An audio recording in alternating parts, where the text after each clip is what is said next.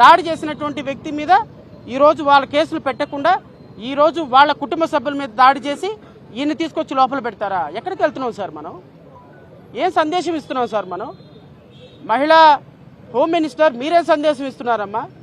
ఇంకొకసారి మళ్ళీ రిపీట్ అయితే ఈసారి గుంటూరులో మహిళలు కాదంట, రాష్ట్రం మొత్తం మహిళలు వచ్చి దాడి చేస్తారంట. ఆ ఎమ్మెల్యే గారు ఎంత అనుకుంటున్నారు?